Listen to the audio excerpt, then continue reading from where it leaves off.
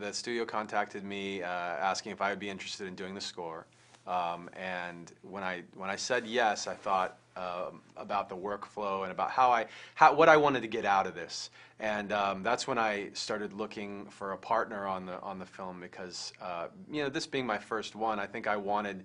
It's almost like a part of it was to learn from somebody whose stuff I liked, and then also to almost act as a safety net. Like if I go off the reservation, it's like I'll have somebody else I can look at and say like, hey man, like, is this crazy? And they can be like, yes, that's crazy.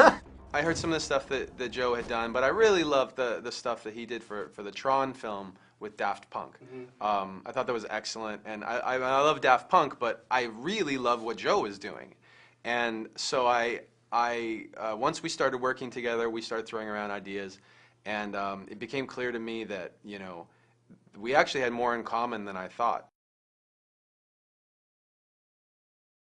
You need really strong rules because if you come to the table with your entire arsenal at your disposal, you're just going to get confused and not be sure what plugin to use, what instrument to use, what synthesizer to use. So one of the first jobs we had was to limit what was at our disposal according to what the film dictated.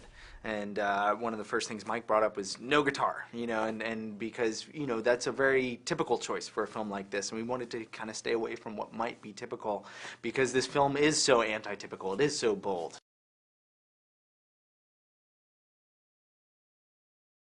I think for me, especially when it came to this movie, these sounds just came naturally. In the very beginning processes of making something for this film, I don't think I got too intellectual about it, because it's a very visceral movie. So luckily, I actually happened to leave on tour. So we watched the movie, we made some decisions. Okay, if you think about it like a painting, I like to say, you make a palette.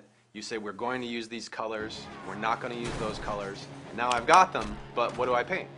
And at that moment, I left on tour, and I wasn't in front of, I was always on the road, I'm on my laptop, and I wasn't watching the movie, I was just remembering scenes. And so I think what that just did is boiled it down to its most simplistic version of each scene. And so I was able to, create pieces of music just based on like the essence of each one, right? And so we would switch stuff back and forth, especially once I got home. I'd send Joe stuff, he'd send me stuff. Sometimes we worked separate, sometimes we worked together.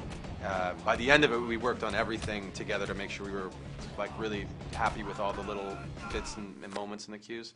But it was definitely, there's definitely stuff in there that, because it's me, because what I do in Linkin Park, it inherently is in this movie, I think.